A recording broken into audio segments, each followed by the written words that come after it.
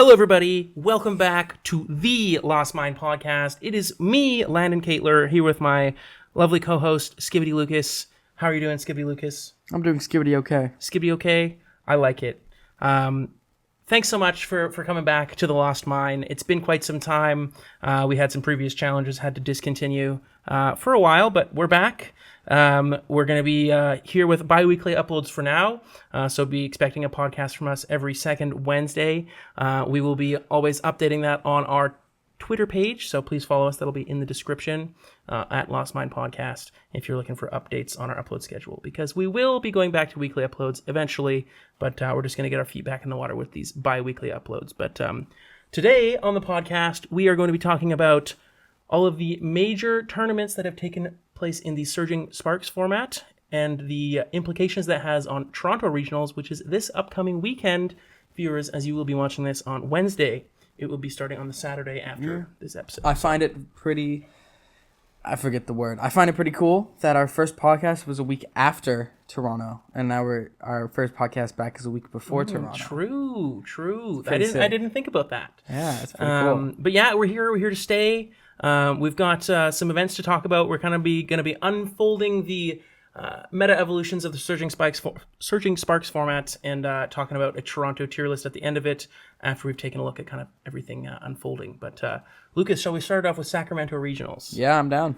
So here we are. There might just be a familiar name on the top of this list. It was Landen and Caitlor, that won the Sacramento Regional Championships with the Miraidon EX deck. Also, funnily enough, in the finals as well. So it was a mirror match of all the Miraidon players in the room. We both made it to the finals. So that should say something about the strength of this deck. There wasn't two Miraidon in the room. Of all the Miraidon players, two of them made it to the top. Maybe I worded that weird, but this is my 60. I'm going to save us some breath here. This is not going to be a tournament report. If you're looking for that kind of thing, three options. You can go to the Beach Court podcast and watch their episode with me on it. You can watch Rowan Stavenow's YouTube video. That was an interview with me.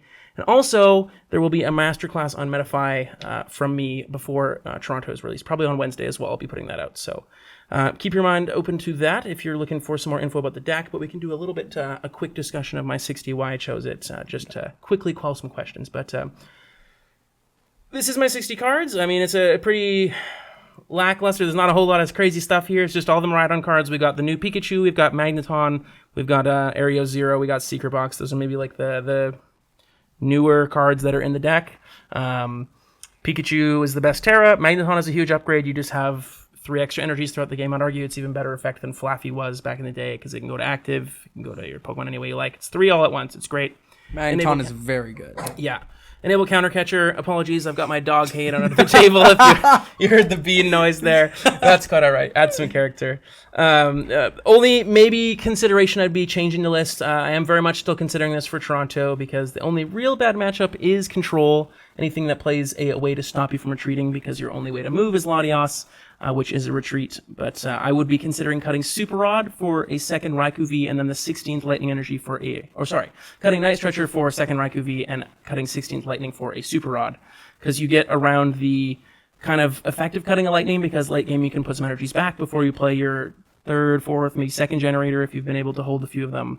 And then second Raikou is just very important because of the 2 energy attack cost. The Night Stretcher for me was basically always getting back Raikou. Sometimes maybe Lumineon I've had to discard it, maybe Fez or Bundle, but for the most part it was getting back the Raikou, maybe third hands if I needed it. But Super Rod is going to be able to get back the recovery Pokemon you need while also kind of mitigating the effect of cutting the extra lightning energy. Yeah, Raikou, having a second Raikou is huge. Like, it's such a good attacker, such a cheap, efficient attacker. That's also like a huge part of your draw engine as well. Yeah, like fleet-footed. Yeah, like if you're going first, you can retreat into it if they're not an aggro deck.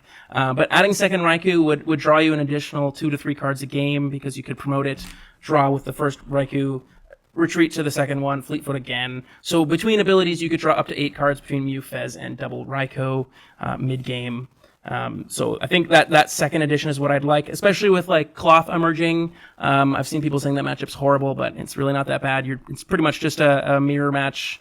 You can take 2 prizes on Cloth or any of their basic EXs or Vs. So yeah, you choose second, you take 2. It's what this deck does. I'd say it's a little bit unfavored just because of the Sorry, I completely started to blank. Because they have over 120 HP basic one prizers, so they can like put that in the active and then bench something else. Yeah, they can force you to have to like do a bundle play, or they can kind of make you play a little weird. But for the most part, I think it's just for the most part, it's like a two prize. It's just kind of a 2-2-2 matchup. Yeah, sure. Whoever takes the first 2 is going to win. They do have like the utility of shutting off your Fez with the poison damage, but a lot of the time they're going to be hitting you for weakness, so they can't really do that. But that's my Miraidon list. You'll kind of notice that this was the first tournament of Surging Sparks, and Miraidon was the first and second placing deck, just because there was so much Regidrago towards the top. I think that top players have kind of shifted their focus a little bit potentially, so maybe this deck is a little bit worse because we haven't really seen any results past Sacramento for it, which may be telling. Especially with the new developments. All of the new developments seem to be like okay matchups at best. Yeah, so we'll talk about some of those matchups later, but I do think that Miraidon is still an excellent play for Toronto. It's probably my top pick right now. Things might change. I'm not super excited about losing to Control because I was pretty confident that Control was not a good play for Sac, which I think was proven. But I don't feel that way entirely moving forward. I think it's in a bit better spot moving forward. So this is my 60. I top 4 to League Cup with it yesterday. No way. Yeah, the list is very good. Maybe do that little flip-flop change with the Lightning Super Rod second Raikou package if you want, but I don't think second Raikou is necessary. It's just nice to have. Yeah. I think you can get by, obviously. If you're cooking up some crazy Miraidon 60, you can go down to 1 Raikou. Yeah, and the whole idea was I just wanted an extra space. I didn't want to cut the Lightning. I love hitting generators early, so I wanted to play 16 Lightning, but that's my list. We'll look at Kenny's as well. Yeah, with Kenny the Iridas. is the GOAT. Biggest difference is probably 3 Irida. I was playing 4 Arven, 0 Irida, but he's decided to include Radiant Greninja as an additional water target. So usually Irida, I think, was finding either bundle going second to get the push of Hyper Blower or Greninja for additional draw, and then also playing the Ursaluna here. Yeah, probably the biggest difference. But I don't hate Irida. I feel like it's really good if you're not expecting much Dusknoir, but I know that Landon was talking about it like earlier today. The reason that Radiant Greninja seems pretty bad, or not bad, is like something that he isn't playing is because of Dusknoir getting so much value from it. If you are ever able to Dusknoir Radiant Greninja, then you can't really Magneton.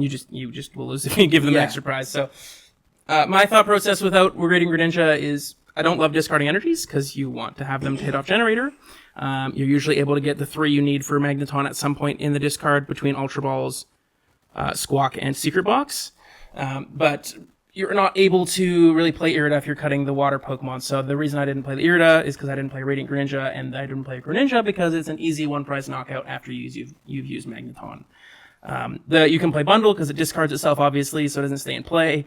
But Greninja is just a sitting duck. If you use Magneton, it's a really easy KO off of boss. It's also just going to die to Dusknoir, like Lucas said. So it's kind of just too much of a liability. Not being able to grab 4 Seal Stone, I feel like, is such a huge hit. Like, I would much rather be going a 4 Seal Stone than a Radiant Greninja. Yeah, I agree. Being able to get, also not playing Rescue Board here, being able to get Rescue Board, Secret Box, and then have Seal Stone plus the Rescue Board, which is your switch, allows you to basically get it's just, you're getting an extra card. So, it's pretty awesome. But, yeah, I agree. Only other thing I really want to touch on here is no 4 boss! I'm a hater! But also Blood Moon Ursaluna is not super necessary. It's a nice way to close the game, but Magneton's going to usually give you enough energy to finish most matches, and Blood Moon is just a terrible starter, and you don't especially need it. It's obviously nice. It's going to come up. It's going to be pretty good, but I think if you play correctly with like attached to especially if you go first, you can go like attached to Raikou pass, attached to Raikou swing. You have enough energy. You have enough ways to find the energy. You're choosing first with this deck. You attach to Raikou pass after you Fleet Foot, and then you don't even. By the time you're hitting for 220 plus, you haven't played a generator or used Magneton. There are situations though, like I know you mentioned earlier about not wanting to go first in some matchups. Yeah, I mean it's kind of a shifting question because there's been the introduction of Cloth. Kind of obviously there's going to be a bit of an uptick in Miraidon.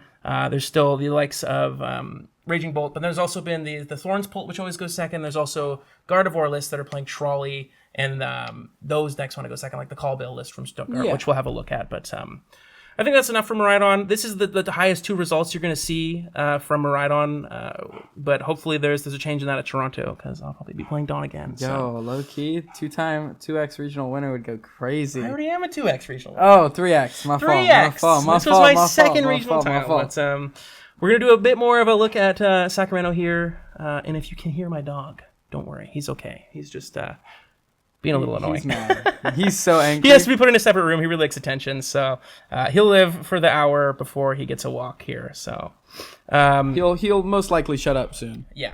I don't think you could probably even hear it, but it's fine. Gholdengo EX. I think this may be the number one Gholdengo hater podcast out there. Yeah. If Anthem Max, we got to get Anthem Maxwell on. True, Anthem Maxwell hates Gholdengo. Yeah, we got to get Anthem on. You know, love that guy. The problem is I can't be a Gholdengo hater anymore. The deck is objectively... It is. It's good. It's a good deck. It's a good deck. Togekiss, we'll put it up on the screen here, was a very strong addition to the deck. You're able to flip a coin and take an extra prize if you get heads every time you knock something out. And keep in mind, it's not whenever you attack for a prize. It's just when the active is knocked out. So if you use Dusknoir to KO them, I've seen some Dango lists playing a 1-0-1 Dusknoir, and if they decide to pop their own Dusknoir while it's in the active with their Magneton, you're going to get a flip an extra prize here. Yo. So some extra utility with Togekiss, but basically... It also replaces Palkia, which I find to be super cool, because now they can't just kill Palkia V. They are locked into that turn 1 kill 1 prize, which is the entire reason this deck Your only good. basic 1 prize is Fez, so if you don't start Fez, you're chilling, but yeah. Fez is so broken you have to play it. So. Also, cut the Togepi. Replace the Togepi for the 10 heal one. Yes, that is so relevant. It's actually unreal because Dragapult EX's attack does 260, and they boss, and they do 260 and KO 2 Dangos. You know what stops that? Togepi stops that. Togepi. I just about called you Lugia. Togepi stops that from happening. Don't call me literally anything else other than Lugia. It would be better. The other big addition we saw, other than Togekiss, which is just allowing Dango to go 2-2-2 or 3-1-2 a lot easier. Energy Search Pro. Energy Search Pro, yeah. Oh, okay. I remember earlier today I was wondering, where did they find the cards to cut? No, they can just cut vessels now. Yeah. Which is so sick. You'll see a smattering of different basic energies because Energy Search Pro will search for one of each type straight to your hand. So previously, Dango would struggle to attack early because they would have to go vessel. You have to get 6 energies with vessels and drawing cards, which is horrendous. And you really struggle to attack on your second turn. But now you just go Irida for Energy Search Pro. You have all of your energies in your hand. You just go boom, KO, and then you can just Superior Energy Retrieval, Night Stretcher the rest of the game. And you're taking 3 knockouts basically every game only because of Togekiss, because you have 3 flips to get 1 heads. Yeah. This deck will do very well into, I don't know, it'll not do amazing into Miraidon, but into all the other Turbo decks, it's doing great. Yeah, because the only Miraidon has hands, so they can take the 2 prize knockout. Yeah. Yeah. But every other deck is locked into that 1 prize. But you also always have the out of heads on Togekiss, so you only have to take 2 knockouts. So it's kind of sneaky, the Togekiss. You don't love playing a coin flip card, but it has the bailout of taking 3 prizes twice or just flipping 1 heads out of 3 flips. That's pretty broken. It's a very strong effect. Kind of surprised to only see. I've seen some lists playing 1-0-2 because they can play heavy ball to get the Togepi. You're leaning pretty heavy on Togekiss. We should play 202 Togekiss to be able to go Togekiss. Fire. The effective Wonder Kiss does not stack. Oh. So can't do that. But that's sad. We also see quite a bit of cut down on the Gust effects. We see 1 CC, 1 boss. Because now you're okay with killing literally whatever's in the active. It's kind of like with Dawn, where you can take 2 prizes on whatever's their active, unless it's a Radzard, pretty much. So, we're gonna see more Gholdengo moving forward once we're going through some more tournaments here. But next up, we Drago. see 5 Dragos in the top 8. I think we only really need to look at the Grant Shen 60. Yeah. The Brent Tonneson 60 is very similar to what his LAIC 60 was. It's the exact 60. So it's the exact 60. Yeah. So if you look at Brent Tonneson's that list entry, there's so many of results with that 60. This. No, actually not. Yeah, we'll look at this first. Biggest additions we'll see from the new sets: Terra Orb and Alolan Executor EX. Lucas, take it away. Good. I think Alolan Executor EX fills in a lot of the blanks that Regidrago had. Into Turbo decks, you no longer need to spam Lost Impact, as Swinging Sphene will be able to knock out literally whatever's in the active or on the bench. It covers Mimikyu in some situations. They now need to attach a Mist Energy. And Tropical Frenzy is not that bad either. You can set up knockouts, take 2 with a Tropical Frenzy, and save 2-3 energy switches for the last turn of the game. It comes up if you're playing Superior Energy Retrieval, which I believe Grant was as well. So 1 Superior. So you could, in theory, late game, if you're down energy switches or you find yourself in a checkmate spot, if you have 2 powered up Dragos, you could go attack for 150 after you Superior, attach all those energies. So it's a cool option. Most of the time it's for the Sphene. Again, if anyone knows what Sphene is, I really just thought it was a typo and a Swinging Sphere. But please enlighten us in the comment section below. Sphene sounds like a Travis Scott. It just rap sounds like song. you're going Sphene, Sphene, Sphene. That's what it sounds like to me. Sphene, So. Sphene, We've Sphene. replaced Executor is confirmed a Travis Scott fan. So. Yeah, got him. I guess that's a Playboy Cardi song, but besides the Yeah. point, we're not a rap channel. But Yeah, we are. We've cut Jamming Tower, we've cut Temple of Sinnoh in favor of Pokestop. There was some Jamming Pokestop's so Towers fire. and Temple of Sinnohs in top 8. Pokestop's so fire. Yeah, true. We don't really have time to look at all of these deck lists because we have 3 tournaments to go through and then our tier list for Toronto. So nothing really else special aside from the Egg, which is kind of new tech. Not everyone's super happy about that card, but I think it's a good card. I want to mention something. Chen Pao came 14th in this tournament, yeah. which is insane. So, sorry, go ahead. I think Chen Pao is kind of just another one of those turbo decks that can start the game with only 1 prizers on board. It's not turbo, but it's like a deck that can start the game with only 1 prizers. I think Chen Pao is okay. I probably wouldn't play it, but Probably wouldn't either, but mad respect to Andy Zhang for bringing back the POW. This pretty much just looks like an old POW list from like what we're playing Palkia. yeah. But yeah, I think another big takeaway from Sacramento moving forward into some other events, we saw kind of Zard. It was there. It was in asymmetrical, but I think the big deck that we saw break out at this tournament, where is the highest? There Cloth it is. Terapagos. Cloth Terapagos. That is right. This list, or this deck, has been kind of popping off post-Sac. There was a lot of day 2 entries for this in Sacramento. I think there was 2 in the top 32 and a couple in top 64. Yeah. But basic idea of this deck is we've got Cloth plus Terapagos as 2 double turbo attackers, and we have Petrarant plus Brute Bonnet to donk people going first. Yeah, it's broken. We've got Carmine. You got with Petron Lumineon. EX for the block matchup? Like, it's crazy. Yeah, and you've got Squawk plus Lumineon for Carmine, so going first you can just draw 11 cards to try and hit the combo. You've got Oranguru V to search out all your tools. Broken. That card's so good. And then we also have Binding Mochi on Terapagos. You can do 290 with your Terapagos with Poison Tick plus Mochi. And also a really secret mode of this deck, I don't know if it's so secret anymore, you can basically never let your opponent use Fez EX. Flip the Script is just not activated. If you read it, it says it has to be knocked out during your opponent's last turn. And when does poison damage happen, Lucas? In between. Between turns. So It's broken. Yeah, if you bench enough Pokemon with Terapagos, like, you can fix it to literally the exact perfect number for yeah, poison. and which is super knockdown. nice because Terapagos is modular, so you can bench 1 less Pokemon or whatever you need to do. Also, you can attach double turbo to like your Blood Moon if you want to do 220 instead of 240.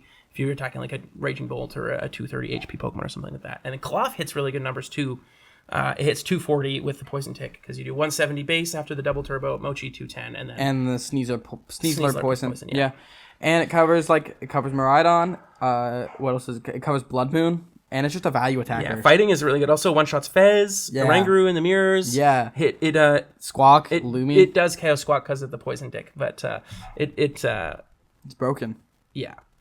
Yeah. I'm surprised to see no fighting energy so that we can attack with Boiled Press. True boiled press The is Boiled crazy. Press is crazy. I don't even know what you did. How did you I do have that? no idea what I just did. Yeah. But we've seen some iterations. This is the first version of this list. We saw it top 4 in Stuttgart. I think we saw some other placements from it as well. I think Perth, it got a couple top 8s. Yeah, so why don't we look at Stuttgart, which is where let's wrap up Sacramento. We gotta. Okay. I'd like to keep this a little compartmentalized.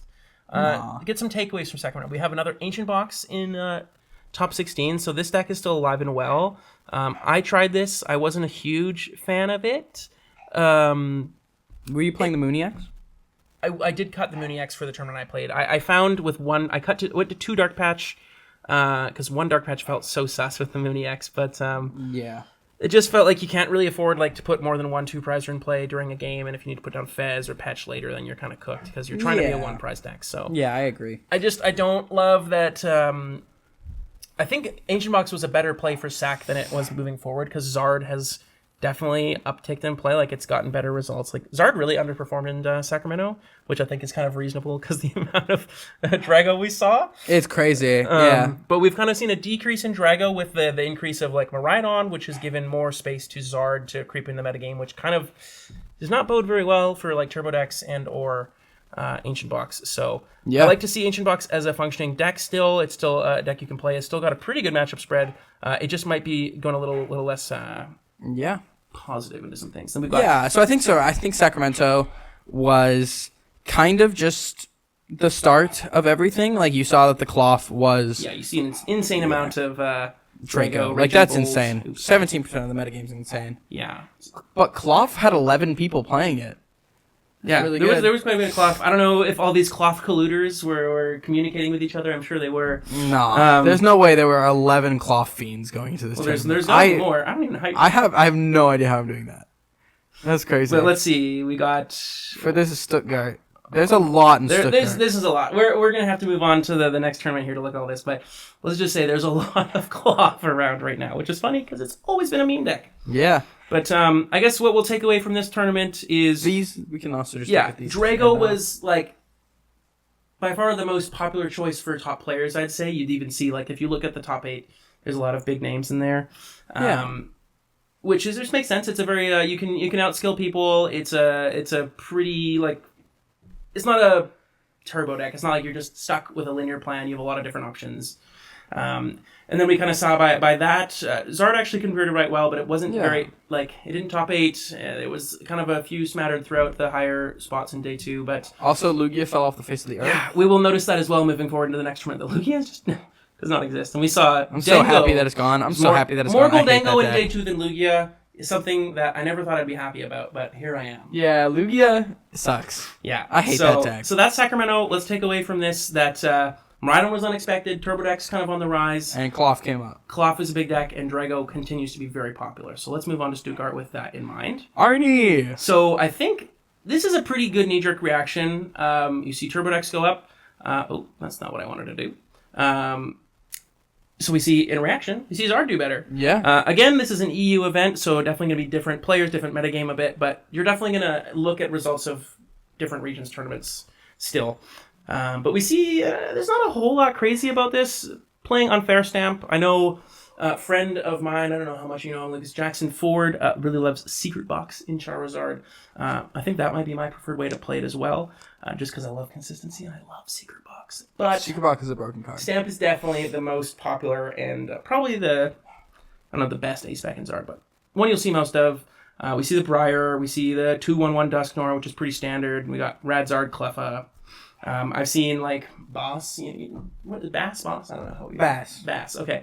Doesn't like Cleffa very much. Plays second Rotom by the sounds of things. Well, Bass is Sebastian Lashmill. Yeah. Yeah. I think second Rotom. I was playing. Because you played Zard to Sacramento. I played Zard to Sacramento. This list, the only thing that was different was I'm pretty sure I just cut a Cleffa and I played a Lost Vacuum and I played the other Duskulls, which doesn't matter. I just found that the art was cooler.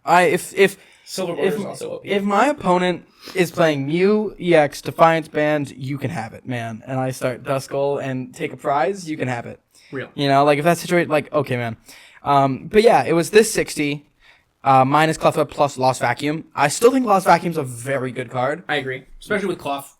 Yeah, it's so When good. Cloth, vacuum the bonnet and stamp them, or you can vacuum their Steelstone or whatever. Yeah. It's pretty strong play.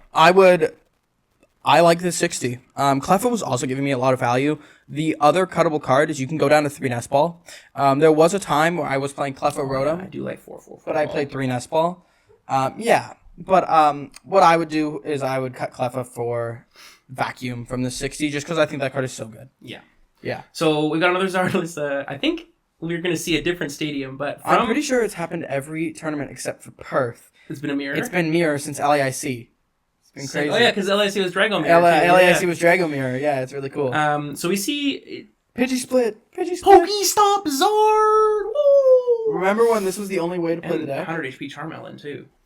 Yeah, and then we're also playing the Call for Family Pidgey. Yeah, I love Call for Family. I was so excited about Call for Family Pidgey when 151 came out because I was always bricking because Pidgey sucked. I was sitting there like, if this was Call for Family, I would have had a game. But kind of hard with Dusclops now. But You were sitting there before it was released?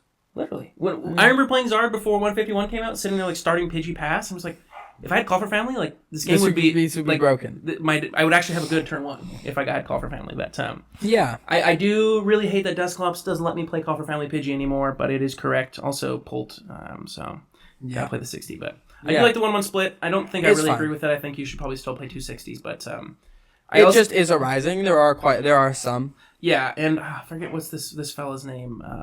Olujvind? I'm not gonna try. My North American brain can't comprehend the cool European names. Yeah, European names are badass, man. So They're cool, so cool. So cool. But yeah, the Pokestop, I think I remember like looking at his Twitter post and he said it was mostly like a meme to play Pokestop. He was like, I'm going to take Charney's deck and I'm going to play Pokestops because Pokestop. I think that's the conversation that I witnessed. That's fire. But this deck only plays 2 Nest Balls. Like, this deck is literally playing less items. Yeah, so it looks like pretty much the same deck. Well, I guess it's playing the same amount of items. Vacuum. It's playing Vacuum Palpad. Both players from, what was it, Finland? Finland. Yeah, so Finland I think they're supremacy. friends. They hit the mirror in the finals and... I said Sharney, so it's Arnie. Sharney's his online name. Oh, that's what it is. I've interacted with him quite a bit on Twitter now, so... but yeah, I think this is a pretty interesting knee-jerk reaction. It's kind of cool because like Drago was very much like the deck that the top players played, which is kind of a weird reading. Like, do you want to play Zard into that? But I think the Drago players got kind of scared by the uptake in turbo decks. I think that's a really nice. That's a really smart way of looking at the meta. Yeah, you kind of gotta. You gotta evaluate it. Like, Yeah. I think top players are going to evaluate the meta, and they're not scared to change off of a deck. Not at all. And I think that's something that I've kind of realized too, is now that I'm past the point of trying to day 2 the tournament, I'm always trying to win the tournament. I think of that. Can the deck that I'm playing beat the deck I think the top players are going to play? Because I'm going to hit the top players in the later rounds of day 2 in top 8. It happened. My gauntlet was pretty unreal in SAC. I think I had Brent Tonneson, Henry Brand, Ryan Antonucci, John Ang. I played against Grant Shan. Bro, it's the top player annihilator. Yeah, I think, yeah. The top player annihilator. That goes hard, yeah. That's me. But, yeah, you've got to consider that in your deck choices. Can you beat the top player's deck? Because you don't really have a chance of winning the tournament if you can't. And so it depends on what your goal is. Yeah, so if your goal is to win the event, you really got to consider that. And I think someone like Arnie did considered that, Zard's pretty good if Drago's a little bit down. Not that Zard can't beat Drago, but it's definitely... Zard, I feel like, is like 45-55 into Drago. Yeah. I have some friends who think it's 50-50. Fair enough. But in third place, what was that? I'm forgetting their names. Yeah, me too, mate. Matej. That, we definitely butchered that. But shout out to this European players' finish of top 4 in Stuttgart. They're playing the Palkia Noctowl. I don't know how much I like this deck. I mean... I think it's just kind of a consistent value deck. Yeah. Like, I think this deck will do the thing you want it to do every game. Yeah. Which is just set up, attack. It's very good at doing the canceling Cologne Prime Catcher Greninja play. True. The Urados and that's just very good. Like, you're going to hit a lot of decks where that is just going to win you the game. Yeah. Jewel Seeker is pretty cracked. We got the Glass Trumpet, so we can attack with Pagos. We do see the Trumpet plus E-Switch tech, so... You can get a extra energy on Palkia without using Star Portal. If it has 0 energy, you can go from 0 to 2 without popping V-Star. And you can also go Greninja. Yeah, so that's super nice. If they choose to like Gust on the Ninja, leave the 1 energy, then you can go attach E-Switch and off to the races. We got the Clone, we got Kieran, which is kind of interesting, Thornton. Just looks like a toolbox list. We get to utilize Jewel Seeker. I wonder why Kieran's there instead of Turo. Because I feel like Turo would be really strong here. Yeah, the plus 30 probably comes up, though. Plus 30 into V's 260. I mean, I guess it allows you to kill Drago if there's no area and, 0 in play. Push to like stage 2 EXs probably pretty easily. I guess I like it. Yeah, I think that's fine. I don't know if we'll see in the tier list my opinions on Palkia. I haven't played a whole lot of it since Surging Sparks came out, but I don't think there's really a huge reason to play it against any other deck. I don't think it really has any special qualities. But obviously, it's got to be pretty good. We got it in top 4 top here. forward, yeah. I can't be too much of a hater, but this is probably the only result we see from Palkia in this format so far, top 8-wise. Nathan. Yeah. Okay, that's a name that we can actually pronounce. Nathan. Wow, thank you. Irishman. So this is the Guardy list I was talking about that plays the Callbell Trolley Evo. We're seeing this package a lot, actually. Not the Callbell so much, but the Trolley Evo package. We see this in Thorns Pulled. We'll see also in top 8. Really big fan of that deck myself, but... I don't know if this is the way I play Guardy. I don't. I play Guardy with Stamp today. I like we'll see the Perth lists a little better. I think the problem with playing the Trolley Callbell is your deck is just actually horrible if you're going first. Because you have literally 4 Ball Surge cards, you have 1 Trolley, 1 Pop, and 1 Nest Ball. And you have 3 dead cards in Callbell. Yeah. Like, you literally cannot play it if it's going first. Yeah, it's just the way the card works, you can only play it if you're going second. It guarantees a supporter, so like... Going second, this deck is probably heat because you just hit the Arvin every time with Lumi, I guess you're just Ultra. I guess I feel like it was fine for Stuttgart because there was so much Drago and Miraidon that wanted to blind first. Yeah, I think my big thing is there's going to be a lot of people choosing second now. A lot more than there was in like Sacramento or Stuttgart, like Lucas was saying. Yeah. Yeah, like I think that this was very good because a lot of decks were choosing to go first, so you got in immense value most of the time. Like you're setting up every game. you're choosing to go second. Most people are blinding first. Like you're gonna get a lot of value. I think this deck is just a very consistent, straight to the point Gardevoir deck, and it's just instead of like a complicated Gardevoir deck, like most of the time, like a lot of people think when you think of Gardevoir with like the stamp and the attackers, this is just like I want to attack with a big one prize Pokemon every single turn. I want to Drifloon, knock things out most of the time, and then if I need to, I can go like Counter Catcher, Screamtail. It's more of a beat down version of the deck with less tricks. And I think that was completely good. I think that's how you beat Drago. You kind of just go like turn 2, Drifloon. And they're like, okay, man. Yep. I'm not super big a fan of this Guardy list. I prefer the stamp. Especially like Lucas saying, this is more well known. I don't know how many people were like game 2 choosing second against Nathan. So if your opponent picks up on the wait, they're playing Call Bell, I should probably choose second. Then you're probably like, oh, they figured it out. But then you go second game 3 because the deck's fast enough to finish 3 games. I suppose. I just think you're able to get more consistent power out of Guardy. Like Guardy as a deck has stood the test of time. It's been relevant for like over 2 years now. Has it been 2 years? Oh, maybe not. This came out in it's been a while. 2023. I don't know. It's been a while. Ever since Guardy came out, it's been very strong. The ability's broken. The attack is good. 310 HP. Curlia draws cards. This is just the newest, hottest way that Nathan chose to play Guardy, but I don't think it overweights. And then there's going to be a newer, like older way in Perth, yeah. Yeah, I like the innovation. I don't think it's the way to do it moving forward, but here, Mads Jensen! This is my favorite deck of the tournament. I think this deck is so sick. Thorns Pult, we've seen this kind of before, but I think my favorite part about the deck is Toadscruel. Mads has really demonstrated. So good. I want to find more ways to utilize Toadscruel. Like I think Zard could be realistically playing Toadscruel right now. Yeah. It was playing it at the beginning of its lifetime. No. Let's list off the big cards that Toadscruel stops. It stops Night Stretcher, Superior Energy Retrieval, Regular Energy Retrieval, and Pokestop. It stops Drago V-Star. Oh yeah, that's the big one. And it stops Regidrago V-Star. Darkrai V-Star. Oh yeah, Darkrai V-Star is the biggest V-Star in the meta. So real, Lucas. But I really am a big fan of this deck here, just because it's like takes the weakness out of Dragapult. Yeah. I think people forget how broken it is to have an actual Dragapult DX in play because we're so used to Drago. 320 HP, no weakness, Phantom Dive. Phantom Dive is one of the best attacks in the game. It's very strong. It's really hard to one-shot an actual Pult DX. And then when you're getting Direct Cloak, like Precious Trolley Evo engine, you're choosing second, you start Thorns, hopefully, you Arven for Trolley Evo, you're set up. You got double Direct Cloak or Direct Cloak Toadscruel against decks Toadscruel's really good against. And then you're able to play 4 copies of Crispin. Yeah, 4. Because it's kind of comical looking at his list, looking at 4 Crispin. But once you have 3 Dracloak in play, let me tell you how good that feels. I've tested probably 30 plus games of this deck at this point. I will say, like a day before the event, I was already picking up Iron Thorns Pult. It day 2 Sacramento. Oh, did it? Yeah. Yeah, but it was playing like Hiram and Farigiraf and all that. I've seen some like more off the wall lists. I think Mads kind of took all of that in and kind of refined it down. I'm pretty happy with the 60. I don't know how much I love Terra Orb.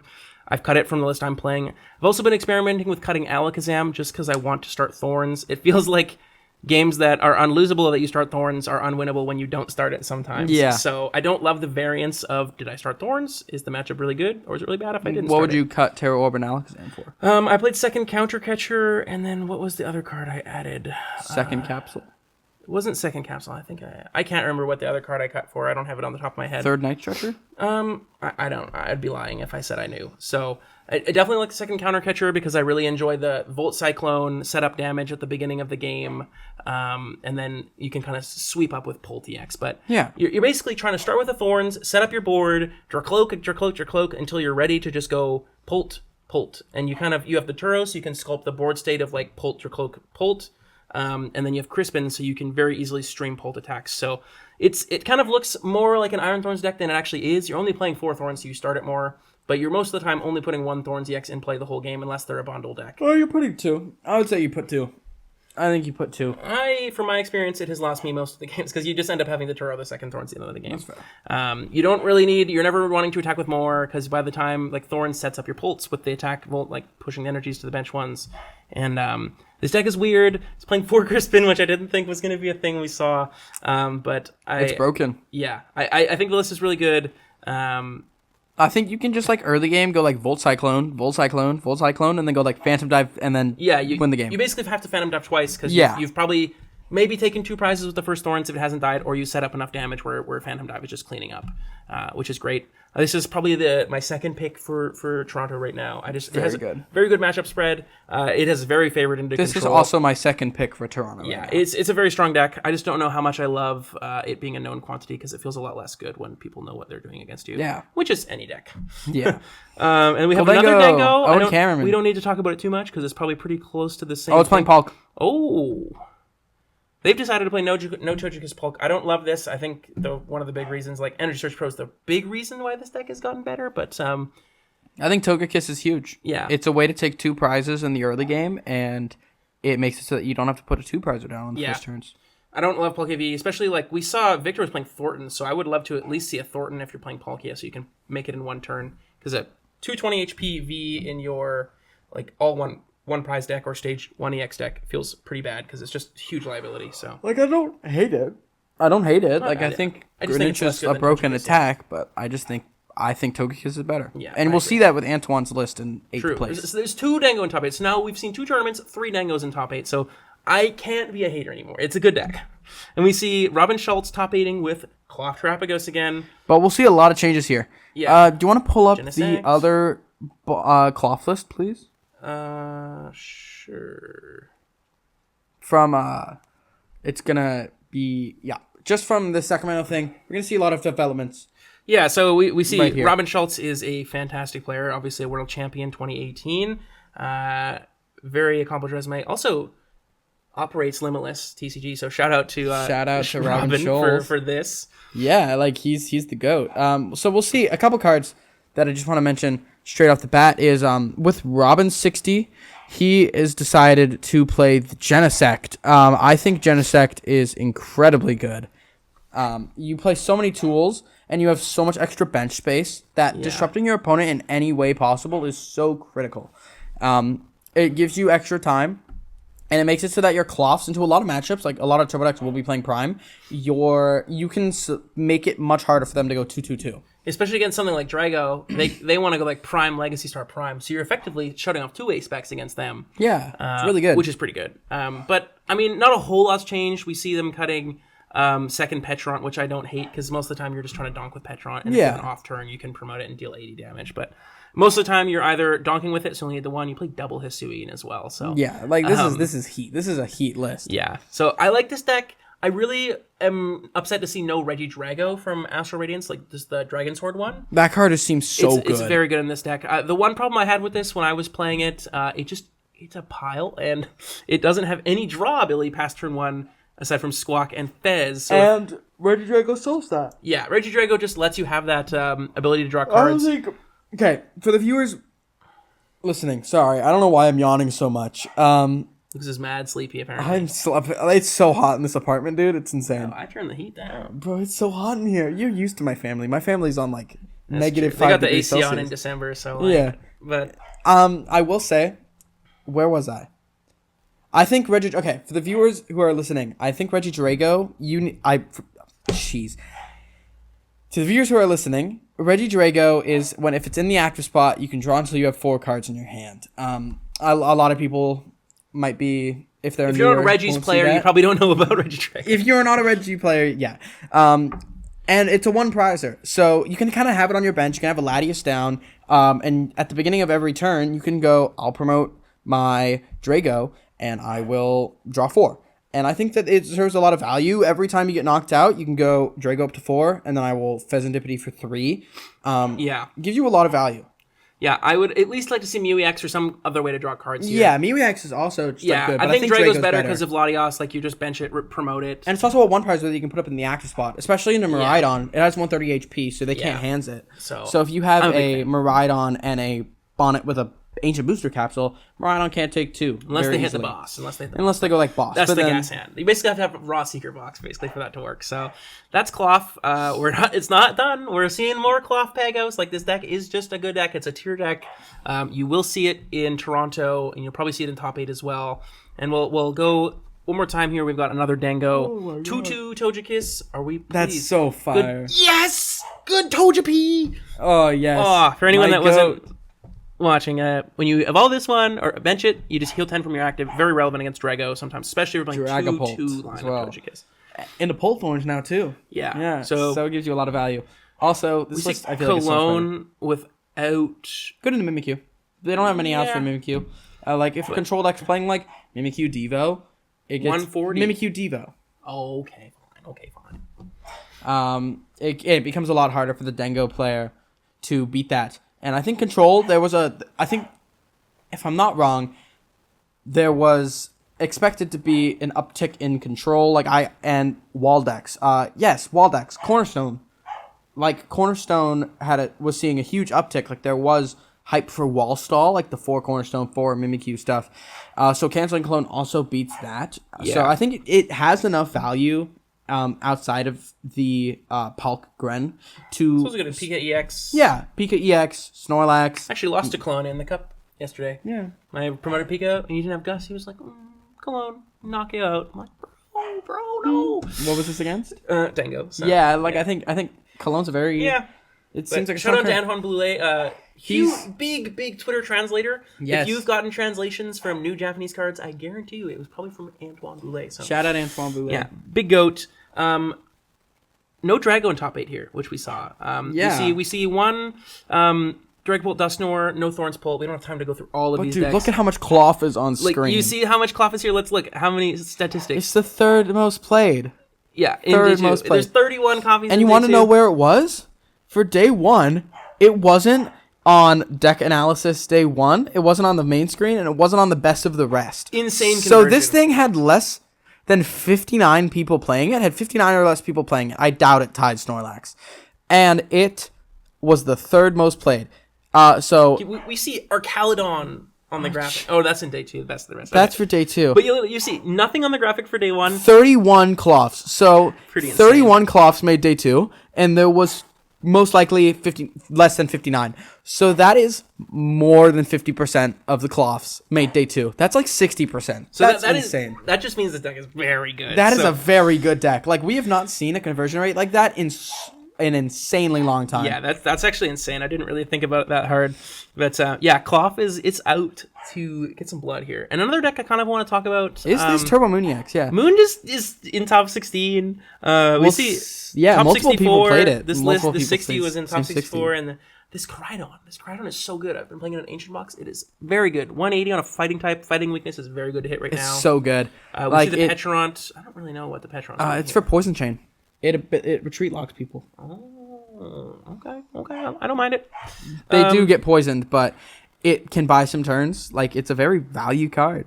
It's not very value, but That's it. It seems acceptable. it's easy to power up too, like an attachment and a dark patch. Man, Bean is like literally losing his voice. He's over there. malding. He's malding. It's fine. We can put a denoiser on or something. He'll drown him out. He'll be very happy after he gets his treats and his dinner and his walk. Soon enough. He's been yapping for like 20 minutes. Oh, he just loves attention and He does. food and whatever. Yeah. So. But yeah, Moon. I don't really think there's any reason to play this over something like Dawn. I think Dawn is just the best turbo deck. I don't think you can really justify playing. I mean, the only thing you could say here is this beats Control because you have Petron. It's better in Desard too. It is better in Desard. How? You can go Frenzy Gouging. Frenzy Gouging. But then they just clops you. I honestly, people are saying that Miraidon is bad in Desire. That matchup's 50-50 at worst. Like, it's not a bad matchup. It's totally fine. I'd say it's 45-55. But Actually, remember I 6-0'd you in testing? you went Iono, draw into boss. Iono, I draw into played boss. 4 bosses. I Iono'd you to 2. This man goes, draw 2, boss, draw 2, boss, draw 2, boss, draw 2, boss. I don't know what to And tell that was you. in 4 games. He drew boss every single time. I was so mad. I was losing it. He was dude. mauling, but it's fine. You hit the boss, we play 4 of them, bro. I will retract my statement. I'm used to like old formats of Miraidon being super terrible. Old Dawn was a horrendous, like, unwinnable matchup. Yeah. With Magneton and... Yeah, so I retract You can my do some more statement stuff. there. I do not think that there is much of a reason to play Turbo Mooniax. Yeah. So, that's Stuttgart. So, I guess moving forward from Sacramento... It is better into Miraidon, I guess. I don't know. Moon is a turbo deck. It's probably better than Raging Bolt. It's a turbo deck. It's going to do good just because you're going to kill people going second. Yeah, Stuttgart, we saw like 4 different decks, like 4 archetypes pretty much being birthed from this tournament. It's crazy. Yeah, so we got Thorns Bolt on the agenda now. We got kind of Guardian top 8 again, which is a good deck. I mean, Guardian's always kind of there. Palk, I don't think Palkia is really going to see much of an uptick in play, but I think take away Zard is still a very good deck. Might have underperformed in Sacramento. We see Thorns Bolt is going to be a real threat. I think that's actually probably going to be on some sort of graphic for Toronto. Will be, for sure. There's so much hype online. Cloth and Dengo's confirmed staying in the metagame, and Cloth is just fantastic. I didn't even notice that conversion rate was that insane. That's crazy. So, shout out Cloth. Perth. Crazy deck. Perth. Sorry, Bogota SPE players. I don't have access to your list or anything, so we cannot consider the Bogota SPE, which did happen this weekend. I do know Stephen Hamula. Yeah. Got 19th place with the guy. Maridon minus Super Rod, minus Stretcher for minus Nice Stretcher for Super Rod, and then minus 16th Lightning for Raikou. So W. he Stephen played Hamula. the 60 that I am considering playing in Toronto, and he did good. So now we're moving on to Perth, and we see, what do we see in first place, Lucas? Gardevoir. Gardevoir EX. Yeah. Woo, baby. This is the 60 you played the Cup today, right? Very similar. Challenge. Yeah. Won a challenge today with Gardevoir. Tied this noob in round 4. I had game. He showed up 3 minutes late to the round. Yeah, because I was getting you lunch. You were getting 6 people lunch. I wasn't the only person. I got He is the GOAT. I got a truckload of Costco dogs for the squad. Lucas was malding that I was late. When I was not malding. Bringing him his dogs. I was not malding. I will be honest. Gardevoir. I did not mention I played it this to him. list minus Geary I am plus a grateful Ninja person. and minus Artisan plus Collapsed. So 1-1 stadium split, but I prefer this idea of Guardy to the Stuttgart version, just because you can go first. You're choosing first with this one. I really like being able to attach retreat into Klefki. Really shuts off a lot of decks. It's so good, dude. Klefki is really good. It's so broken. With Guardy, because the thing with Guardy is if you can just set up, your deck is broken. Yeah, like your deck is broken. You can snipe the bench, you can heal your Pokemon, deal 60 damage a turn with your abilities, you can one-shot whatever's in there active, you can promote a 310 HP, two-shotting Pokemon. One-shot's basically X's with Monkey Dory. And we've got Flutter for utility, we got Klefki to slow people down. Like, Guardy just has so many options, and if you're able to stall the game out, you're going to draw 3 extra refinements. Insane amount of You're going to draw 6 more cards every turn they just pass. So Klefki is very strong. I really like this approach of going first. I really like Unfair Stamp. Like I was playing against Reggie's today. I went Collapsed, CC up Squawk, stamp them, KO their bench Rad Ninja. They have 3 Pokemon in play. Like, they're just never recovering from that. Like this deck has so many tricks and it has so many ways to come back. Yeah. It's such a good deck. Yeah, the lines that are available to you in Guardy are just like unmatched. Like no other deck really has the level of flexibility that Guardy does. Since Monkey Dory came out, Guardy is just like pretty insane. I really like the triple dark here. I don't think you ever need more than 7 psychics, and just giving yourself like not the guarantee that you're gonna have 2 Monkey Dories with 2 darks, but pretty close with triple dark. Like playing 2 dark, 2 Monkey Dory, you prize a dark, and you're kind of hooped. But 3 dark, pretty much every game you're able to go Adrena Brain. You can even Adrena Brain 3 times in a turn with Turo, so you can go Monkey Dory, Turo. Bench Monkey Dory back down, attach dark, do it again. So that's never really happened. It's never happening, but it is something that's possible. I have done it before. What is I've been thinking about this. What is your opinion on Rapska in the stack? I know that Saris Jones played it to Sacramento and it came 17th. Yeah, I mean I don't hate it. It's good in Drago. It is, but what has 60 HP in a Drago? Like they put 6 on 1. If Dory, Adrena Brain, yeah, you don't, not that you're gonna get double Adrena Brain on turn 2 or turn 3 or whatever, but I don't think it's super necessary. And like having just the instant bench mana fee is just so valuable. So I think it's really important into like Radiant Greenwich decks. Like there's quite a bit of it actually. Lost Box is pretty well out there. There's Reggie's Pika today. I played against Reggie's Pika. And then there's obviously Kyurem in Regidrago, which is the big thing. Like, you're just cooked. And into decks where you need Babska, that means you only have 1 Kirlia. And you can suffice with mana fee into those matchups most of the time. Between Collapsed, Turo, and Double Monkey Dory, you can pretty effectively play around the damage from Polt, because they don't really have Hawlucha anymore, so they're just doing 60 spread, which isn't super threatening, because they can never one-shot something in 1 turn without prior damage, so... I really like Stamp. I really like this list. I don't love the Tatsugiri. I'd like to talk to, I think it's Kaito. Yeah, Kaito. Also has done very well with Guardian in the past. I think the top 4 at NAIC. Yeah, like he's a very good Gardevoir player. So... Yeah, I think that's enough for the first place list. I really like Guardy. That's probably my 3rd pick. I'm kind of starting to lean towards Guardy before Thorns Bolt for myself. Guardy's good, man. Guardy's really good. I've played it before. Like I played horrendously at NAIC with it. I'll be honest. Like I lost a Gardevoir that I absolutely deserve to lose. What do you mean? I just played horrendously. Like, I was like, oh, Stamp's fine. And then it stamped me on, like, turn 2 after I killed a KO. Yeah, it's ridiculous. Yeah. I played really bad at NESC with Guardy, but that was for other Washed. reasons. But, Was washed, I guess. yeah. But anyways, we see Clop in second place again. Clop is everywhere. Clop is so good. Clop is very good. Like, it's been such an uphill. It's been very uphill for Clop for the past couple weeks. It's been getting a lot of value. Clop stonks are just through the roof. Yeah, bro. Yeah, someone out there with like a pile of 100 Clops or something is like, yeah, it went up 1 cent. My bulk went up 1 cent, bro. Let's go. Yeah, I think this is pretty much just Robin's list, right? We can check. Let's see. It is indeed. This is just Robin Schultz's list. And also, top 3 players, all from Japan. So Australia and 4 and 8. True. Half of top 8 was Japan. We love Japan on this Japan. podcast. I'm going to Japan in January, so... W. I'm not. I didn't get to go to Worlds, though, so... No, I'm not mad about it. Quad Thorns. Actual Quad Thorns. Not even Thorns Pult. Just double Eerie, too, is crazy, but... That's broken. We see Prime Catcher Quad Thorns. Obviously, this won Worlds. This deck's kind of been in and out of success and popularity. Never seen Airy in this deck before, but I kind of like it. Airy Devo is pretty cool. I'm pretty sure it was in lists like early on. Oh, was it? Oh, okay. But yeah, Lost City plus Airy plus Devo plus Hammers. Always having Thorns in the active. The deck's just really annoying. Doesn't really have an out to Mimikyu, which I don't love. I don't really see a reason to play this over Thorns Pult. I don't really know what would be meaningfully different in the matchup spread, aside from your deck just being lower power level. Like Thorns, you're only ever attacking for 160 tops, so it's not a very powerful deck. It's very disruptive. Yeah. And if your opponent draws out of the lock, then Pokemon Catcher? Yeah. I don't like that. No, I think things like these coin flip powers are usually like a 4 of or none of for me. Yeah, I would totally be playing 4 Pokemon Catcher in this list. Yeah, I mean, they're playing Prime as well. I do think like the 4 boss could maybe be flopped like 3 boss. 3 boss, 3 catcher. You can find another spot for it, but minus an Eerie maybe. Shout out to but double Eerie's heat.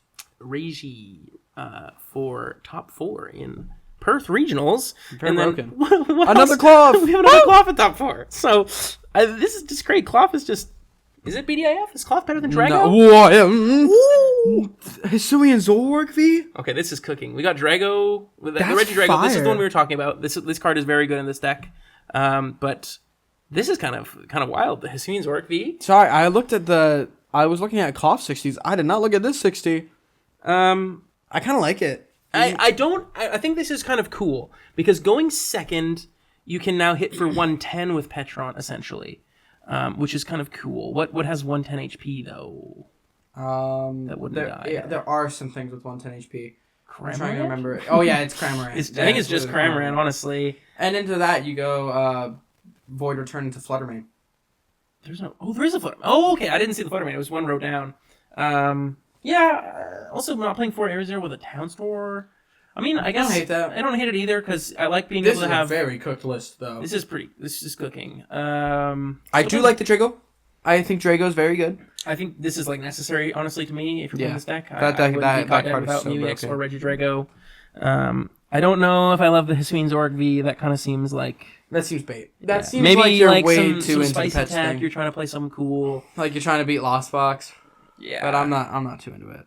Yeah, I think just kind of streamlining the deck with Genesect and the Drago is pretty good. Yeah, I like the Genesect for sure.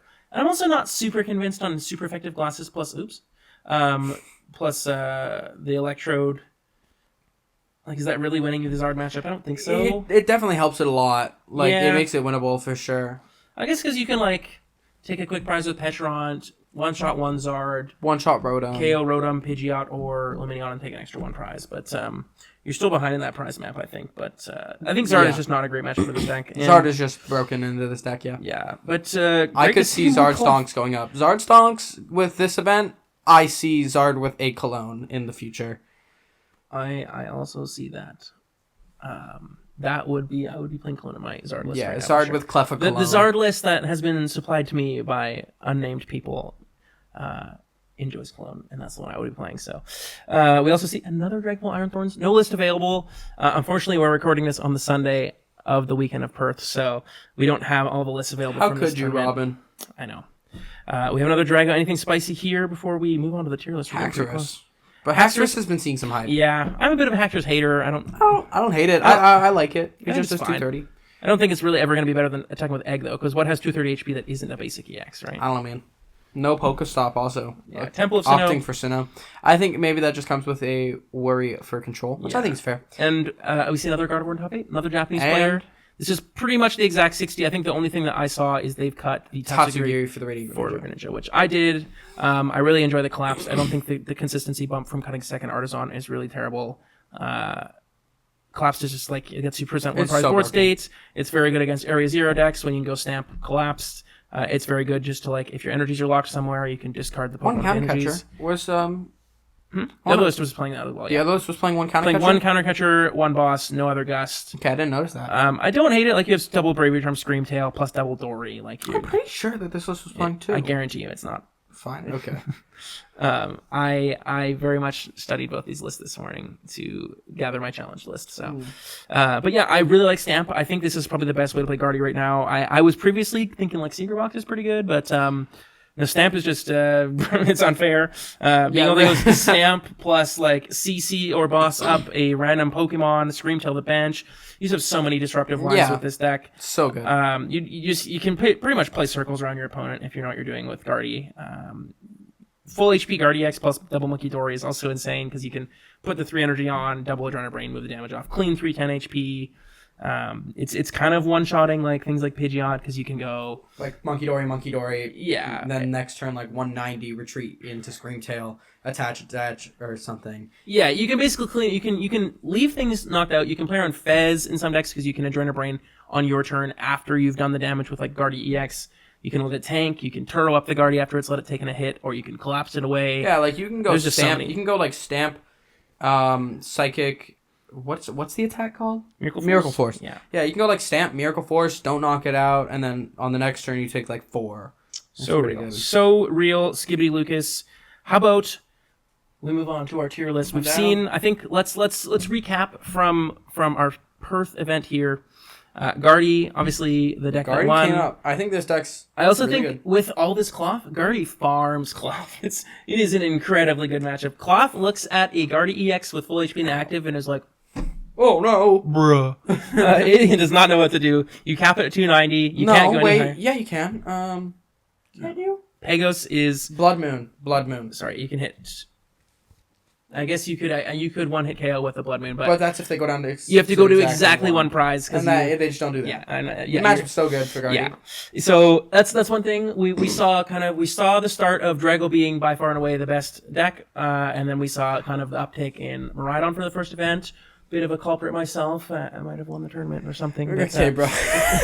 And then we guys, saw. Did you know that I won? You got a medal right there. Yeah. I can flex, Lucas. You know what? I know. I think I deserve to be able to flex. I think you deserve it too. And we saw the uptick in Zard. Zard won the next tournament, kind of in response. That's kind of a natural ebb and flow. And then we've now seen the huge uptick in Cloth. And kind of a response of Gardevoir kind of taking over, and I think Guardy is a really good pick for Toronto. I think Guardy's really good. Yeah, and maybe I've just convinced myself to play Guardy after this podcast. Quad Thorns with no pull. No, I think pull's so. Tier list creator. Let's do this. So that Cloth is crazy. Bro's really deformed. So Lucas, should we start off with Gardevoir since it's the deck that just won? Let's do it. Let's put it in A. I don't even think there is a true S tier deck in this format. Why? How do I do this? I think go down. What am I doing? Go down. Oh my goodness, I am old. I am aging myself. Yeah, Guardy straight away an A. I don't think there's an S tier deck in this format. I think we're gonna have a pretty stacked A tier. Honestly, there's just a lot of really viable decks right now, and I love that. I think that's great. We have a really diverse metagame. So many things you got to think about and consider. I know some people are like, why are there so many decks I have to think about? No, I have to Metacall? Silver Tempest Lugia? Do we want that again? No. What are we talking about? People? No. It's not okay. We do not want Lugia back with Silver Tempest. I like this format a lot. I really like it too. Like we said, Gardevoir, it's got a lot of things going for it. The Zard matchup's a little bit sus. But your favorite... And Zard's going to be playing Lost Vacuum now. Yeah. I think. Lost Vacuum clone. Yeah. Drago is also a little bit sus, but like... You kind of, with Guardy, you clean up all the random turbo decks really easily. You be beat up on Cloth big time. You're probably going to have a pretty decent time into Thorns Polt. And it's just a very powerful deck. It's just I like to say inherently powerful. If playing against random decks, you're going to kind of stomp them just because the deck is very strong. So Yeah. I love Gardevoir. It's got a lot of lines. In your unfavored matchups, you can pull wins out of like nowhere. You can do 6-1 comebacks like pretty easily with Guardy. So yeah. So then let's talk about Zard. Let's talk about Zard. I think, is it A tier anymore? I honestly, I'm a bit of a Zard hater. I know you're also biased against Zard because you didn't do the best in. Bro, I went 3-1-3, and then I'm like, I hate this deck, even though it's a good deck. And It is a good deck. I'm also a Zard hater. I mean, Jackson Ford's been kind of like pulling me around on it, but he's just the Zard goat. Top ALASE. I love this guy. Let's go. I'm gonna put Zard. I think we put it in B. I think it loses to a lot of the top decks. It loses to Dragon Ball Iron Thorns. It loses to Iron Thorns. It loses to Gardevoir. It loses to Gardevoir. It's 50-50. Like Gardevoir is probably unfavored in his Zard. I forgot they're not playing Devo anymore. So I was used to the last format where it was bad. It loses to... What else does it lose to? Stall is not the best thing. Stall's If you're not playing great. Cologne, it's like winnable. You've got like if you're playing Pal, Stall, Turo, I disagree. I think Stall's a good matchup for Charizard. If you know exactly what you're doing and you're playing the appropriate techs and your control opponent, I wasn't even playing Tex. I was playing Lost Vacuum going into Sacramento, and that matchup still felt fine. Yeah, I mean, I haven't played Zard since like. I was also making sure I knew what to do in the matchup. Yeah, I haven't played Zard aside from just like random testing games to make sure that it's not broken. Every single time that I play it with him, he's like, "Dude, I hate this deck." Literally every time I pick up Zard, I play a hand. I'm like, this deck sucks. I hate Zard. Literally, I think ever since EUIC, I didn't even do bad at USC. I went 6-3. Maybe it's worth it to put it in A. Okay, fine. I think the deck is objective. Bottom of A. It is objective. It just won the big regional. That's fine. Drago also an A. A. Is it an A? Yeah, I don't think it's an A. I think Maybe it's not an A. it's definitely A. Bro, literally all of the new decks beat it. What new decks? Cloth, Gardevoir, Dragon Ball Iron Thorns, Well, see, here's I guess. Gholdengo. Is this crazy? I think bottom of A. Bottom of A. Regidrago is just like it's still the number one most played deck. It's still got like the best results on average. Well, maybe not even Cloth. But yeah, Drago also just one of those decks that's just inherently very powerful. Yeah, it's not it's going like to get an beat by incredible random stuff most of the time. And you've got a lot of lines. I really like the non-linear decks. I mean, as I said, I played Marat on this. He likes non-linear decks in thought, but then in practice, he's like, dude, I love just going draw generator. It's just so much easier than having to like think. I'm out here playing Guardian today. I'm like, oh, what do I refinement away? I could just be like, sequence properly, hit my energies, play boss, win the game. Sign the slip, please and thank you. Have a great day. I love Maradon for that reason. Yeah, when I was playing Charizard in Sacramento, I mean, there was a couple of other factors, but dude, round 7, I started crashing. Man, I literally the fatigue is real. I think people need to consider this more. Like, I literally had to go to the 7-Eleven and get like a Coke so that I didn't just actually fall apart. Yeah, it's kind of understated the fatigue of playing some decks. I was literally just having the best time of my life in Sac. I'm just sitting there like generator, boss's orders. Yeah, I don't care what try. Oh no, I'm gonna draw 6 cards, swing. Yeah, it was great. Megaton counter catcher. I was having so much fun. But these like, I think people need to think about that more. The fatigue of playing a more like. I don't want to say skill intensive, but I guess skill intensive. Just more game actions. More game actions. And that leads perfectly into Lost Box. Lost Box, I think this is like C tier. I don't think there's any reason to play Lost Box right now. I could agree with C tier. I think C. I don't think it's D tier. D tier is saved for Hydreigon. Seri Legends. Seri Legends. Yeah. Hydreigon. Shout out your dad, John Oldale. Bro, my dad. Okay. We gotta tell this story. My dad. More quick? I think you got it. The night before the event, is making the deck list. Okay, he's not too worried about it. Do you want to know what this guy forgets to write down in his deck list for Saru Ledge? Is it a blender of some sorts? Yeah, he forgot to write down his Luminion V and his Brilliant Blender. So this guy was playing Saru Ledge without an A spec and without a Luminion V to the Sacramento Regional Championship. He still won a game. He still beat Gholdengo. Well, yeah, you're fighting fire weakness. Maybe that's why we should put this deck right here. Nah. Yeah. Gholdengo, I think, isn't B, but we'll talk Lost Box. Like, you have the Pikachu EX. That's pretty strong. Oh, yeah, like it's a good just attacker. Like Guardy's not going to be a great time for you. Regidrago's not going to be a great time for you. Zard's probably fine. Zard's mid unless you're playing like the stadium, and then it becomes fine. But I like when I was testing it, if they weren't playing the stadium, it was like, yeah, you're not super happy to hit like something like Ancient Box or Lugia can be kind of tough. Like, and Cloth's a bad matchup. Cloth is probably not great. And yeah, actually, no, because Pikachu doesn't work. No, I don't care. It doesn't matter about Pikachu. It doesn't matter that Pikachu doesn't work. Well, maybe it does because you can just go like hands. Because they bench so many Lightning Week 2 prizers. Maybe. I don't know. I think that Lost Box, I just don't see a huge reason to play it right now. It doesn't even... Does it beat Maradon?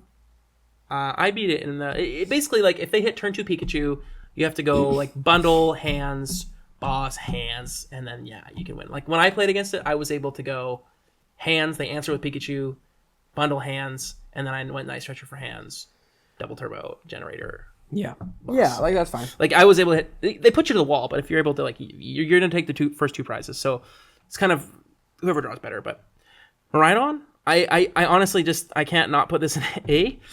Is there like, do we? It loses to Claw. No, it doesn't. It doesn't even lose to Claw. Literally, the only matchup I don't want to hit as Dawn, like actively, I'm like, oh, this matchup sucks, is Control.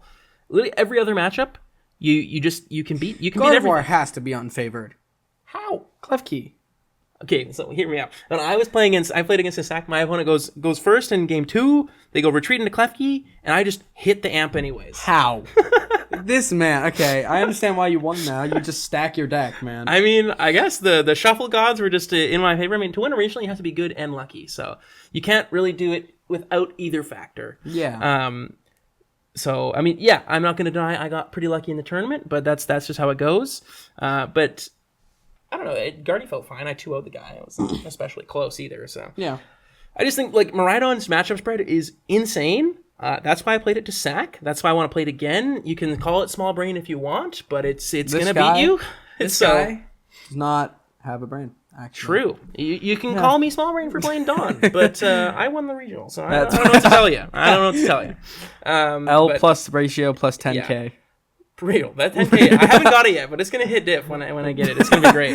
Dengo. Is it in B tier? It's a very good deck. I honestly I can't hate on Dengo. I think it's very strong. Like, Togekiss plus Energy Surge Pro, great cards. Is it even in B? I think so. It literally got three top 8s in 3 Like events. no, I meant like it should be higher. No, I don't think it's not contending with any of these decks to me. Yeah. We need to reorder A at the end of this, but Cerealich we can go to D. D tier. Cerealich, I don't know who was hyping this when it came out. Oh my god, guys! It's a 2-prize beat stick deck that has to evolve. But it's not even like a Gholdengo. 2-prize beat stick because you don't attack for any amount of damage to like the last turn. I swear. Like, Yeah. It's like Ancient You have Box, to like. but It's just worse than two-prizer. Gholdengo. Yeah. It's just the worst Gholdengo. I agree. I don't think there's any reason to play Cerealich. It had like an insane play rate on Well, Limitless when it came out. Yeah, too, because everyone's like, "Ooh, new deck, yay!" Yeah. While we're talking about new decks, yeah, Hydreigon, not very good.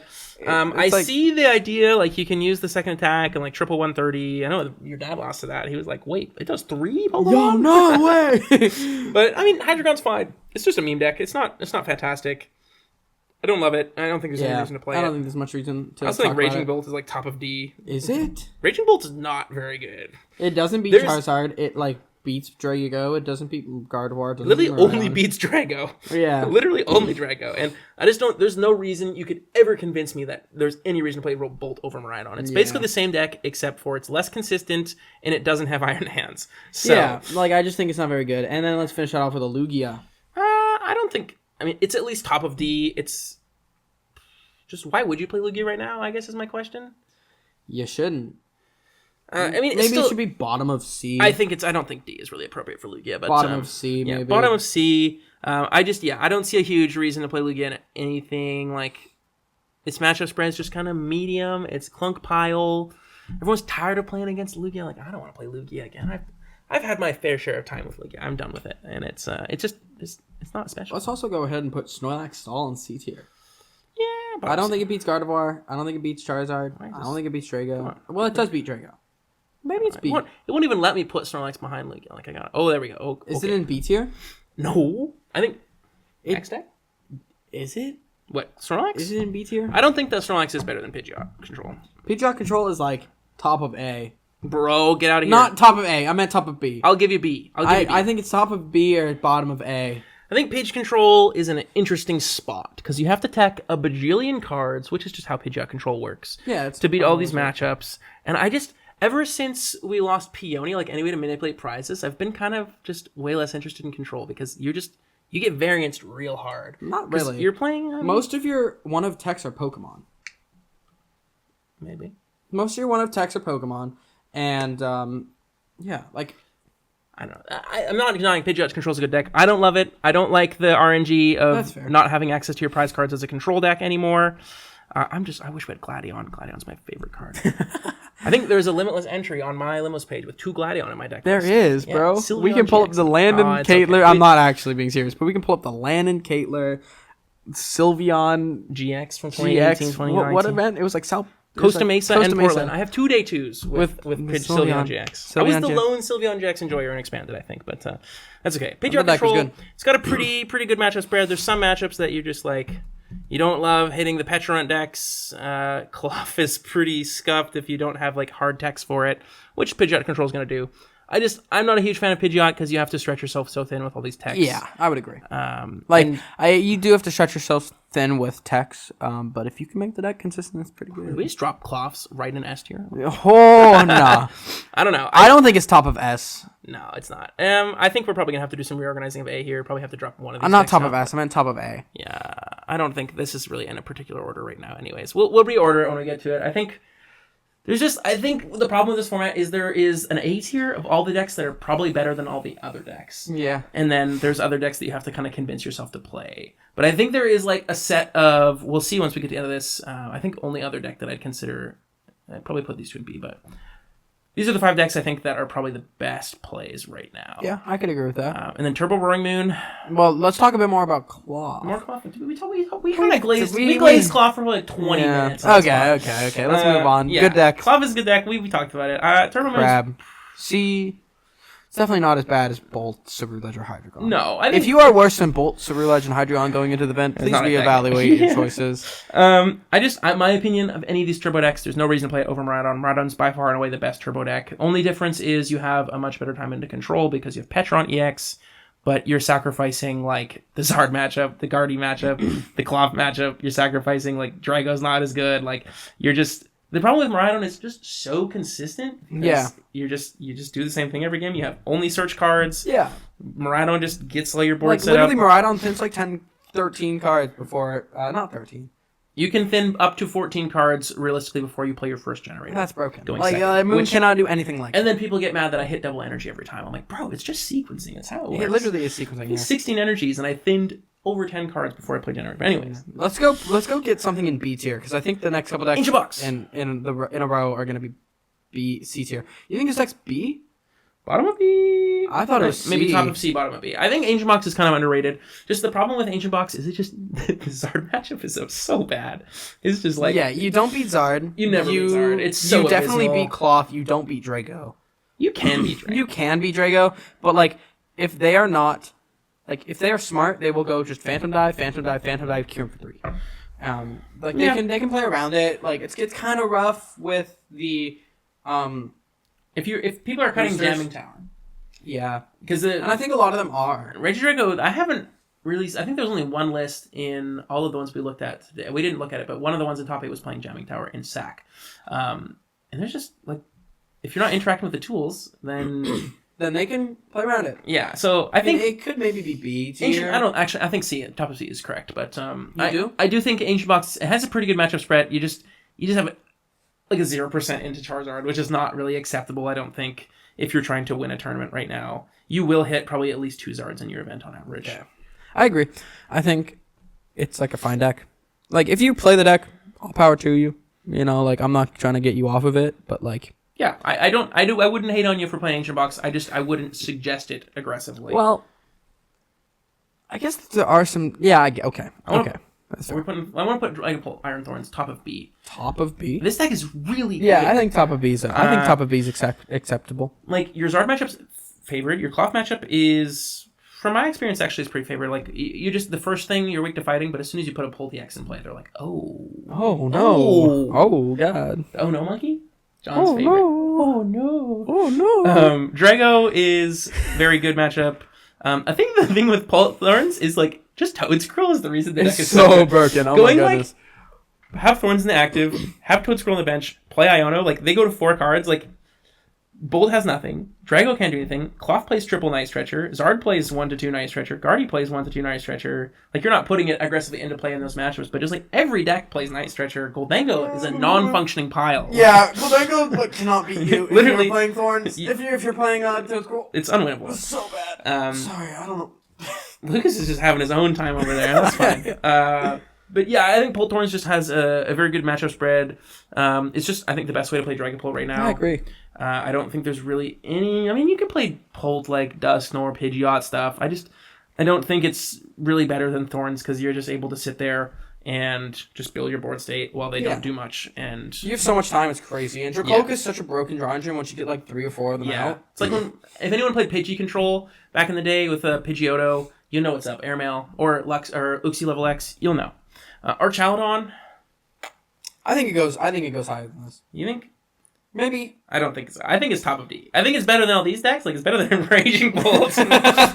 But, like, you're still, like, you're 300 HP, you're hitting for 220. There's nothing really tricks. You can play the Dialga, like, Thornton thing I've seen people do. I just don't think that Archaludon's aggressively, like, impressive. You're not really doing anything that any other deck can't do. Like, when you think of Archaludon as, like, why would you play this when Zard exists? Like, Zard is just a better statted card. Yeah, I agree. I don't think Madzard's also pretty broken. Yeah, it does not have weakness when it uses the attack, so it doesn't quite die. I almost lost an Archaludon, and I think I won that one.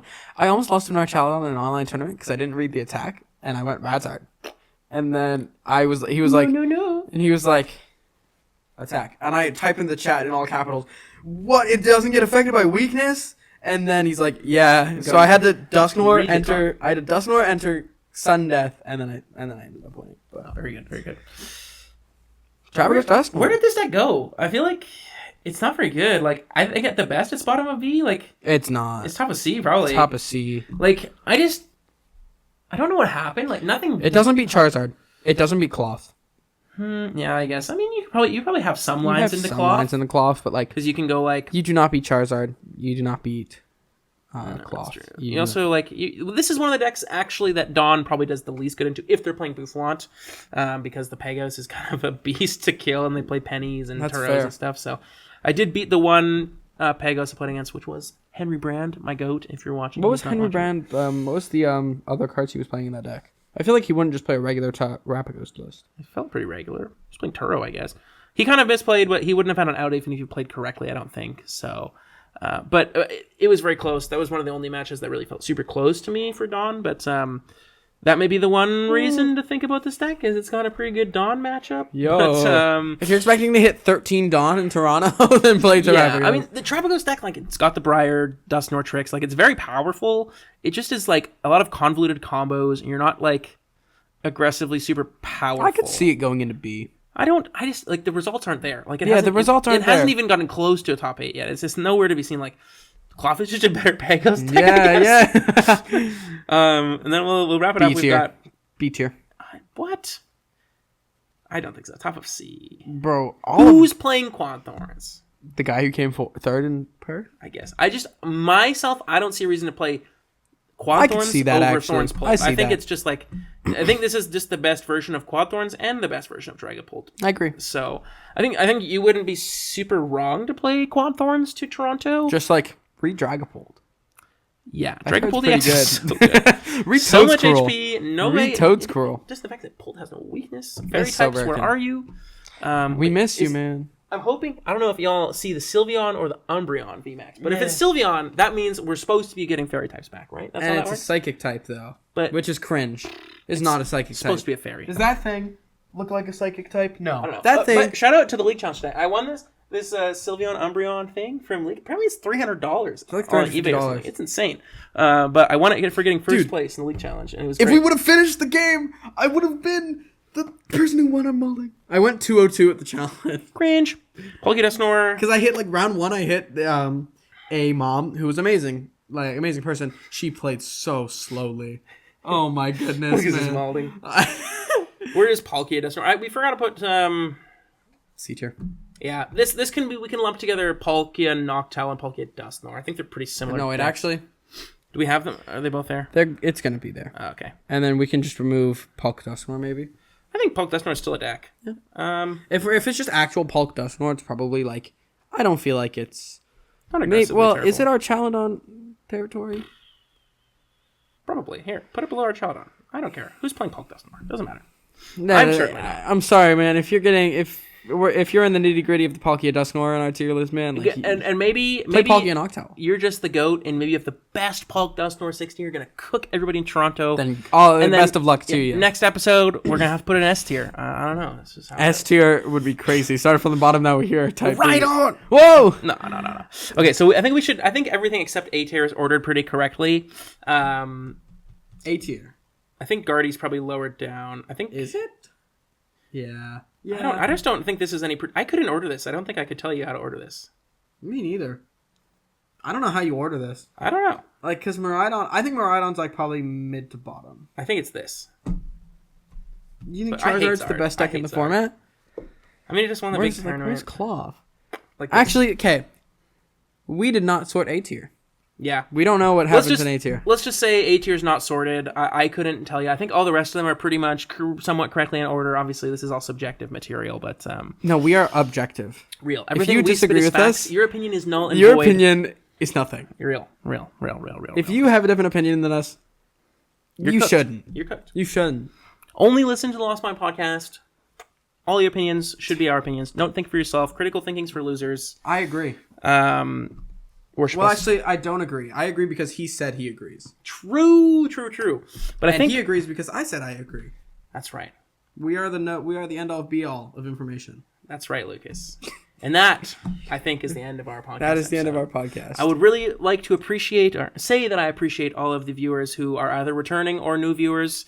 I'm sure we'll probably gain an uptick of popularity since Sacramento because my name has definitely circulated a bit more than previously. Dude, he has more followers than me on I Twitter know. now. I have almost 2,000 followers. Like, this is horrible. I gained over 1,000 followers from Sacramento win, so I know. Lucas is malding because I've never done a giveaway. It's all organic clout. I can't. Okay. I've never I done a have giveaway. gained like 300 plus followers. Never, and I never will do a giveaway unless, I mean, I shouldn't say that. I don't want to limit myself, but if it arises that I have to do a giveaway, I have to do a giveaway. But RP. You have to do a giveaway. Lucas, do you have any shout-outs that you'd like to make before we end the episode? Because I do. Shout out to Carson. Carson Meadows. Yeah, we have an editor now. Carson Meadows is one of our favorite friends from BC. We're both from the Vancouver, BC area. He used to be a goated senior, and then he stopped because he had school. Real nerd. But yeah, I think he's gotten top 8 once or twice in seniors. Yeah, great guy. And I guess, do you have any other shout-outs other than Carson? Do I? No, not really. I have some shout-outs to make. I mean, follow the Lost Mind account on Twitter at Lost Mind Podcast. I guess, yeah, my Twitter, Lucas Oldale. Lucas Oldale. We got my personal Twitter, KatlerTCG. And then I guess, yeah, I'll plug my Medify page. I am now offering coaching on Medify. I'm working on the Miraidon Masterclass right now. I'm going to have that up hopefully by, I'm hoping Tuesday, but I might realistically Wednesday because I don't want to push a rushed product. I want to make sure it's quality for everybody that is consuming it. I want to make sure that people that are interested in Miraidon can learn from the... Bro, just... I didn't... Sorry. The Costco dog turf right in the face, bro. That's crazy. Okay, so, yeah, that's it. Please like, subscribe, follow the... subscribe is following on YouTube. Leave a comment below. Thank you so much for watching. Skibbity see ya. Skibbity see ya. Skibbity see ya.